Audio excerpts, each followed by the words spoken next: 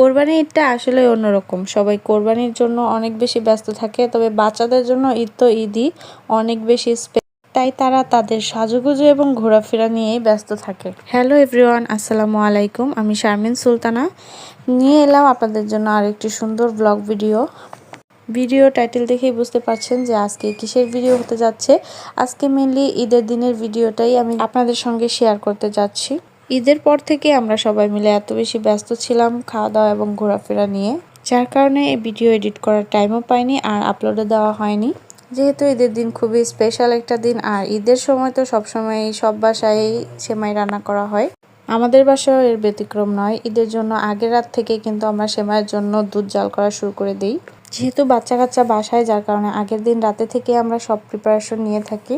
যেহেতু কোরবানির ঈদ, গরুর মাংস তো কোরবানির পরেই রান্না করা লাগবে, এই জন্য গরুর মাংস বাদে মুরগি, ডিম সবকিছুই রান্না করছিলাম।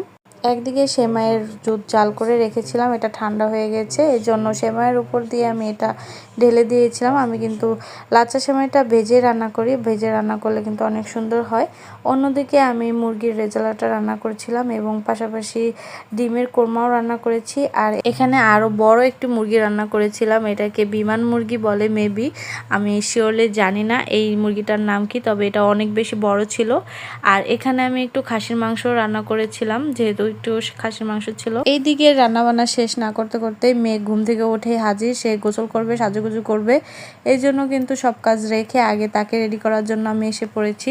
তাকে গোসল করিয়ে একদম রেডি করে দিয়েছি এবং সে তার বাবার সাথে বাইরে চলে গিয়েছে গরু জবাই করা দেখতে।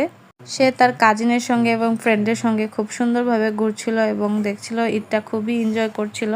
মেইনলি ঈদের দিনটা হচ্ছে বাচ্চাদের জন্য খুবই স্পেশাল একটা দিন। আমার হাজবেন্ড কিন্তু আমার মেয়েকে অনেক বেশি টাইম দেয়। যখনই বাসায় থাকে সে কিন্তু তার মেয়েকে নিয়ে অনেক বেশি ব্যস্ত থাকে। সাধারণত অনেক বাবারাই দেখা যায় যে বাচ্চাদেরকে তেমন একটা সময় দিতে চায় না, তবে আমার হাজবেন্ড হাজার ব্যস্ততার মাঝেও তার বাচ্চাদেরকে অনেক বেশি সময় দেয়।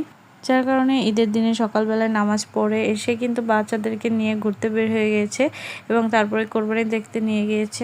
এখানে মাঠের ভিতর কিন্তু অনেকগুলো গরু কোরবানি করা হয়েছিল। এই তো একদিকে গরু, একদিকে ছাগল, সবগুলো কিন্তু একদম কোরবানি দেওয়ার সাথে সাথে রক্ত দিয়ে চারপাশটা একদম ভরে গিয়েছিল। এই রক্তগুলো দেখে এবং গরুর ছটফটানো দেখে আমার ভাসুরের মেয়ে তো অনেক বেশি কান্না করছিল, চিৎকার করছিল। রোজার ঈদের থেকে কোরবানি ঈদে কিন্তু ছেলেদের অনেক বেশি পরিশ্রম করতে হয় এই কোরবানি দেওয়ার জন্য। গরু জবাই দেওয়া থেকে গরু বানানো, তারপর সেগুলো একদম ভাগবাটাই করে সবাইকে দেওয়া পর্যন্ত অনেক বেশি পরিশ্রম করতে হয়। আর অন্যদিকে মেয়েদের কিন্তু সকালবেলা তেমন কাজ না থাকলেও দুপুরের পরে অনেক বেশি কাজকর্ম থাকে। তো ঈদের দিনটা কিন্তু সারাদিন কাজকর্ম করতে করতে